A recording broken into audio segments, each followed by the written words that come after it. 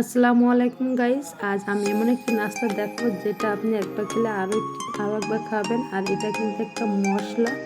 তো তার জন্য আমি গোটা সাদা লবঙ্গ, গোল লবঙ্গ নিয়েছি, কালো লবঙ্গ নিয়েছি, চাট মশলা নিয়েছি, শুকনো মরিচ নিয়েছি আর গোটা জিরা। আর এই সব মশলা একসাথে আমি একেবারে লো আছে কিন্তু একটু ভাজি করে নেবো, একটু মশমশি করে নেবো। তো একেবারে কিন্তু পোড়া পোড়া করবো না, তাহলে কিন্তু এটা টেস্টি হবে না। তো আমি এইভাবে কিন্তু লো আঁচেটা ভাজি করে নিয়েছি। আর এটা কিন্তু আমার প্রায় ভাজি হয়ে গেছে। এই পর্যায়ে আমি এটা নামিয়ে নেবো। আর এটা কিন্তু আপনি যে কোনো নাস্তার আইটেমে কিন্তু খেতে পারেন। আর এটা কিন্তু আমার সবসময় আমার বাসাতে থাকে। এটা খেতে কিন্তু খুবই ভালো লাগে নাস্তার আইটেমের সাথে। আর এখানে নিয়েছি আমি হাফ কাপ বিট লবণ। চাইলে আপনি যে রান্নার লবণটা আছে সেই লবণটা দিয়েও কিন্তু আপনি এই মশলাটা বানিয়ে নিতে পারেন।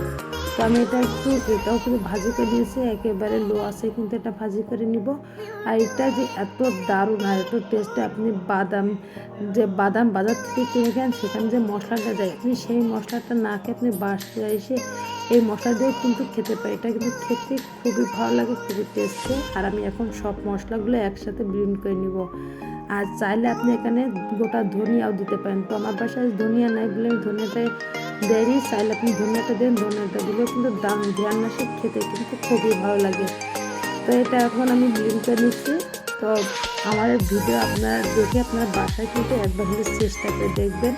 আর এটা কিন্তু আপনি যদি একবার বানিয়ে নাস্তার সাথে আপনি খান, তাহলে কিন্তু পরবর্তীতে আবারও বানিয়ে খাবেন। তো দেখতে পাচ্ছেন আমার কিন্তু এটা ব্লেন্ডারে ব্লেন্ড করে নিয়েছি। আর একেবারে কিন্তু হয়ে গেছে। আর এটা একটু দারুণ। এটা কিন্তু আপনার ডাইনিংয়ে থাকলে যে আপনার বাসায় সেই কিন্তু খাবে। তাই সবাই ভালো থাকবেন। আল্লাহ হাফেজ।